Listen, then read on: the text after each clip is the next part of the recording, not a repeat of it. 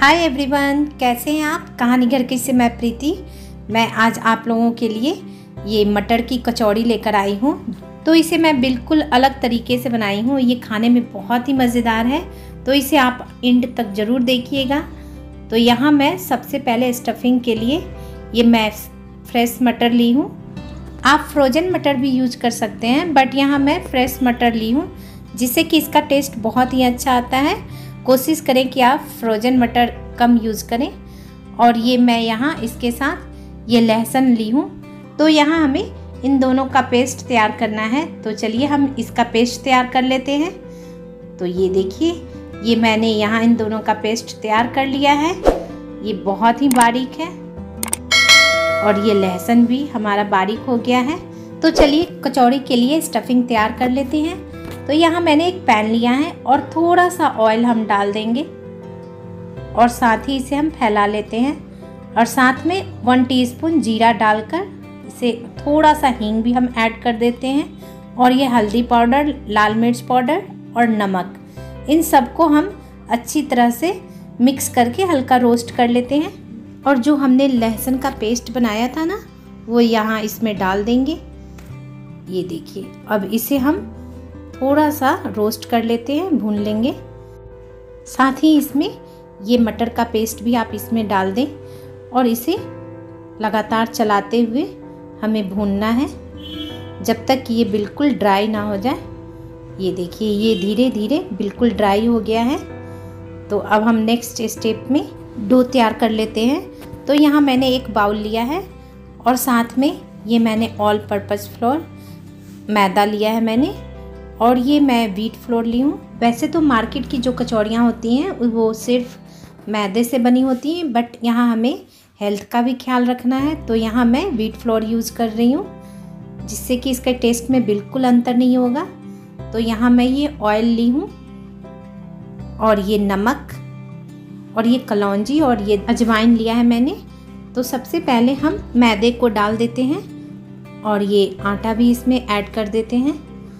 और साथ में ये मैं अजवाइन को थोड़ा सा क्रश करके डाल देती हूँ, जिससे कि इसके फ्लेवर बहुत अच्छे आएंगे। और ये कलौंजी भी मैं साथ में क्रश करके डाल देती हूँ। और ये नमक आप स्वाद अनुसार डालें। नमक थोड़ा हल्का ही डालें, क्योंकि स्टफिंग में भी हमने नमक डाला हुआ था। तो इसे अब हम अच्छी तरह से मिक्स कर लेते हैं। और अब हम ये मोइन डालेंगे। ये ऑयल मैं यहाँ ऐड कर देती हूँ। यहाँ मैं 2 टेबलस्पून ऑयल यूज की हूँ। तो अब इसे हम अच्छी तरह से मिक्स कर लेते हैं और एक अच्छा सा डो तैयार कर लेंगे। ये मैं हाथों में इस तरह से बाइंड करके देख लेती हूँ। ये देखिए, तो ये हमारा मोइन परफेक्ट पड़ा है। और साथ में हम पानी को हल्का हल्का डालकर इसे एक डो तैयार कर लेंगे। यहाँ पानी हमें थोड़ा थोड़ा करके ही यूज करना है।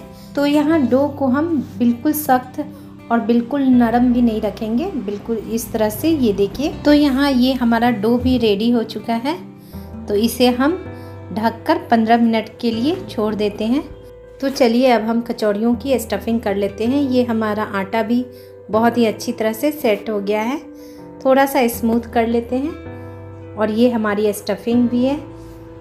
तो सबसे पहले हम इन आटों से छोटे छोटे पार्ट करके अलग रख लेते हैं। ये देखिए, बिल्कुल इस तरह से जितनी बड़ी कचौड़ियाँ हमें बनानी है।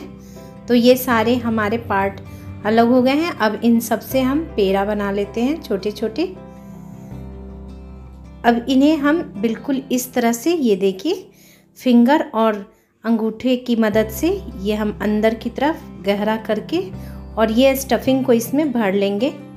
तो यहाँ हमें मटर की स्टफिंग को बिल्कुल इस तरह से दबाते हुए भरना है और हमें राउंड ऐसे घुमाते हुए इसे बंद कर देना है ऊपर के पार्ट को। ये देखिए ऐसे, जिससे कि स्टफिंग हमारी बाहर ना निकले। ये बिल्कुल परफेक्ट हमारा स्टफिंग हुआ है। तो ये हम नेक्स्ट दूसरा भी इसी तरह से भर लेंगे। ये देखिए, बिल्कुल इस तरह से हमें भरना है और थोड़ा सा हम स्टफिंग ज़्यादा ही रखेंगे, जिससे कि कचौड़ियाँ बहुत टेस्टी लगेंगी। तो इसी तरह से हम सारे स्टफिंग को भर लेते हैं। तो ये हमारा सारा तैयार हो गया है। तो अब हम इसे एक एक करके बेल लेंगे।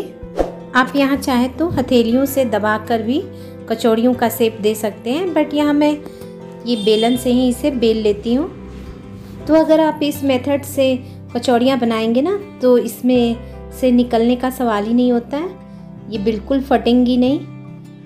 तो अब हम इसी तरह से सारी कचौड़ियों को बेल लेते हैं। तो सारी कचौड़ियाँ मैंने बेल ली हैं। तो अब नेक्स्ट स्टेप में इसे हम तल लेते हैं। तो यहाँ मैंने एक कढ़ाई ली है और उसमें ऑयल भी डाल दिया है मैंने।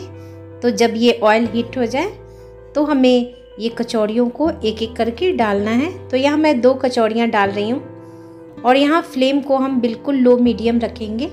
अगर ऑयल ज़्यादा हीट रहेगी तो ये कचौड़ियाँ ऊपर से तो लाल हो जाएंगी बट अंदर से ये कच्ची रह जाएंगी। तो इसे हमें बिल्कुल लो मीडियम फ्लेम पे ही ऐसे चलाते हुए हमें इसे तलना है। तो ये धीरे धीरे हमारी कचौड़ियाँ गोल्डन ब्राउन हो गई है। तो अब हम इसे निकाल लेंगे। तो ये देखिए ये हमारी कचौड़ियाँ रेडी हैं। तो अब हम इसे निकाल लेते हैं। तो सेकेंड बैच में भी सेम प्रोसेस से आप इन कचौड़ियों को ऐसे ही डाल दें और बिल्कुल लो मीडियम फ्लेम पर हमें इसे तलना है। तो यहाँ मैं 3 कचौड़ियाँ डाल रही हूँ और इसे हल्का सा दबाते हुए इसे पलट पलट कर तल लूँगी। ये देखिए ये सारी कचौड़ियाँ हमारी रेडी है। तो चलिए अब हम इसकी प्लेटिंग करते हैं। तो ये देखिए ये बिल्कुल मार्केट की तरह खस्ता कचौड़ियाँ हैं। तो इन कचौड़ियों के साथ में हरी मिर्च भी फ्राई कर लें तो इसका टेस्ट बहुत ही अच्छा लगेगा। तो इसे आप स्नैक्स के रूप में चाय के साथ ले सकते हैं। तो है ना मज़ेदार चटपटी सी कचौड़ियाँ। तो आप भी इसे एक बार ज़रूर ट्राई करें और अपने अनुभव मेरे साथ ज़रूर शेयर करें। आई होप कि आज की रेसिपी आपको पसंद आए। अगर पसंद आए तो इसे लाइक करें और शेयर करें। तो मिलते हैं नेक्स्ट वीडियो में एक नई रेसिपी के साथ। बाय।